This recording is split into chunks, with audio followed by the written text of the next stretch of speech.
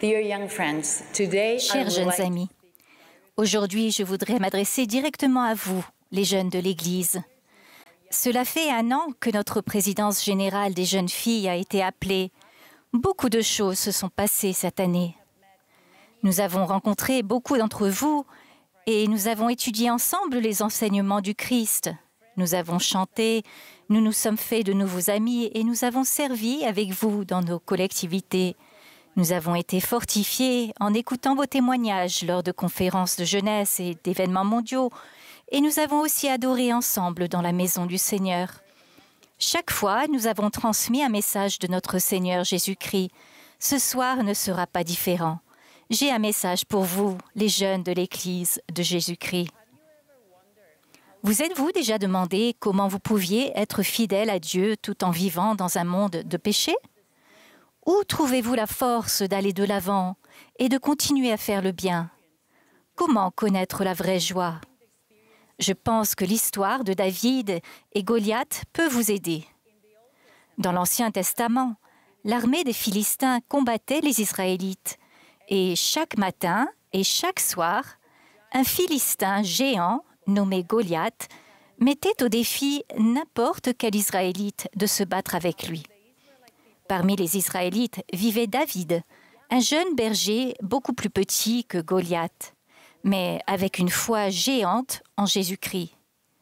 David s'est porté volontaire pour le combattre. Le roi lui-même a essayé de l'en dissuader, mais David a choisi de mettre sa confiance en Jésus-Christ. David avait déjà combattu un lion et un ours. De par sa propre expérience, il savait que Dieu l'avait protégé et rendu victorieux. Pour David, la cause de Dieu était ce qu'il y avait de plus important. Ainsi, rempli de foi en un Dieu qui ne l'abandonnerait pas, il a ramassé 5 pierres lisses. Il a pris sa fronde et est allé affronter le géant. Les Écritures nous disent que la première pierre que David a lancée atteignit Goliath au front, mettant fin à sa vie. David n'a utilisé qu'une seule pierre pour tuer Goliath, mais il en avait préparé 5. 5! Cela me fait réfléchir à la manière de me préparer à affronter le monde. Et si chacune des pierres de David représentait une force dont nous avons besoin pour triompher dans notre vie, quelles pourraient être ces 5 pierres? J'ai pensé aux possibilités suivantes. La pierre de mon amour pour Dieu, la pierre de ma foi en notre Sauveur Jésus-Christ, la pierre de la connaissance de ma véritable identité, la pierre de mon repentir quotidien et la pierre de mon accès au pouvoir de Dieu. Parlons de la façon dont nous sommes bénis par ces forces. Tout d'abord, la pierre de mon amour pour Dieu. Aimer Dieu est le premier grand commandement. Le guide « Jeunes, soyez forts » nous enseigne. Dieu t'aime. Il est ton Père. Son exemple d'amour parfait est un encouragement à l'aimer à ton tour.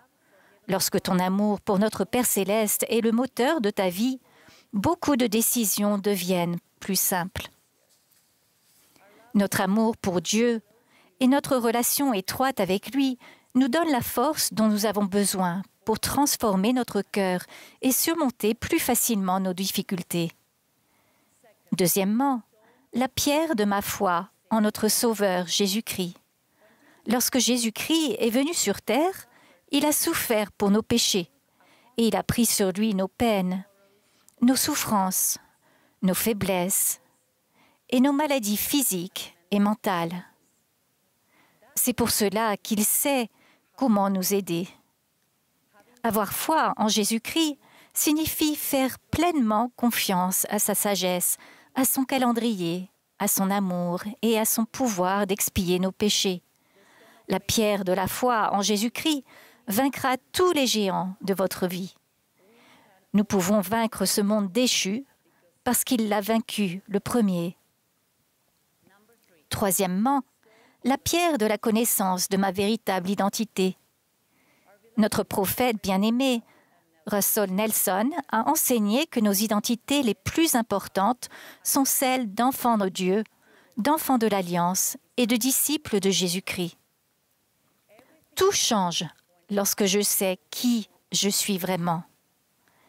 Lorsque je doute de mes capacités, je me répète souvent dans mon esprit ou à haute voix, « Je suis une fille de Dieu. Je suis une fille de Dieu. » Autant de fois qu'il le faut pour me sentir à nouveau prête à avancer. Quatrièmement, la pierre de mon repentir quotidien.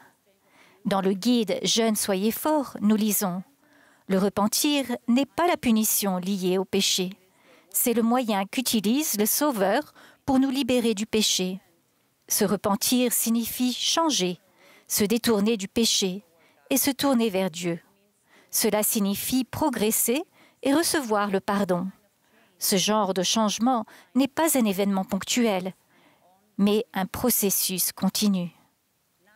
Rien n'est plus libérateur que de ressentir le pardon de Dieu et de savoir que nous sommes purs et réconciliés avec lui. Le pardon est accessible à tous. La cinquième pierre est celle de mon accès au pouvoir de Dieu. Les alliances que nous contractons avec Dieu, comme celle de l'ordonnance du baptême, nous donnent accès au pouvoir de la divinité. Le pouvoir de Dieu est réel et nous permet d'affronter les difficultés, de prendre de bonnes décisions et d'accroître notre capacité à supporter les situations difficiles. C'est un pouvoir qui nous permet de développer les capacités dont nous avons spécifiquement besoin. Le guide « Jeunes, soyez forts » explique « Les alliances te lient à notre Père céleste et au Sauveur. Elles font davantage entrer le pouvoir de Dieu dans ta vie. Parlons de ce lien. Vous vous souvenez que le Christ a parlé de la différence entre une maison bâtie sur le roc et une bâtie sur le sable. Dieter Uchtdorf a expliqué « Une maison ne reste pas debout dans la tempête parce qu'elle est solide. Elle ne reste pas non plus debout parce que le roc est solide. La maison reste debout dans la tempête parce qu'elle est fermement attachée à ce roc solide. Ce qui est important, c'est la force du lien qui l'attache au roc.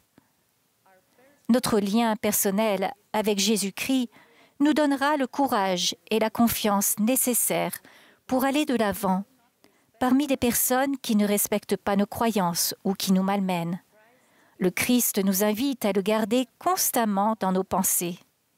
Il nous dit « Tournez-vous vers moi dans chacune de vos pensées. » Le fait de penser au Sauveur nous donne la clarté d'esprit nécessaire pour prendre des décisions, pour agir sans crainte et refuser ce qui est contraire aux enseignements de Dieu. Lorsque ma journée est difficile et que j'ai l'impression de ne pas pouvoir en faire davantage, le fait de penser au Christ m'apporte la paix et me donne de l'espoir. Comment pouvons-nous faire appel au pouvoir de Jésus-Christ? Il est essentiel de respecter nos alliances et d'accroître notre foi en Jésus-Christ. En fait, j'aurais aimé que David ait une pierre de plus, celle de mon témoignage. Le fondement de notre témoignage repose sur nos expériences spirituelles dans lesquelles nous reconnaissons l'influence divine dans notre vie. Personne ne peut nous ôter cette connaissance. La connaissance acquise par nos expériences spirituelles est inestimable. La fidélité à cette connaissance nous donne la liberté. Cela nous donne de la joie. Si nous aimons la vérité, nous la chercherons, et une fois que nous l'aurons trouvée, nous la défendrons. Tout comme j'ai choisi une sixième pierre, je vous invite à vous réunir avec votre classe, votre collège ou votre famille et à réfléchir aux autres forces que vous devez acquérir pour rester fidèle à Dieu et, par conséquent, vaincre le monde. Chers amis, le Christ désire nous accompagner sur le chemin de la vie. Je vous promets qu'en vous accrochant à la barre de fer, Vous marcherez main dans la main avec Jésus-Christ. Il vous guidera et il vous enseignera. Par sa main, vous serez en mesure d'abattre tous les Goliaths qui se présenteront dans votre vie. Je témoigne qu'il y a de la joie à prier tous les jours, à lire le livre de Mormon tous les jours, à prendre la Sainte Seine tous les dimanches et à assister au séminaire, même tôt le matin. Il y a de la joie à faire le bien. Il y a de la joie à être fidèle au Dieu de l'univers, au Sauveur du monde, au Roi des rois. Il y a de la joie à être disciple de Jésus-Christ. Dieu est notre Père. Il connaît les désirs de votre cœur et votre potentiel, et il vous fait confiance. Chers jeunes, Jésus-Christ vous aidera à être fidèles jusqu'à la fin. Je témoigne de ces vérités au nom de Jésus-Christ. Amen.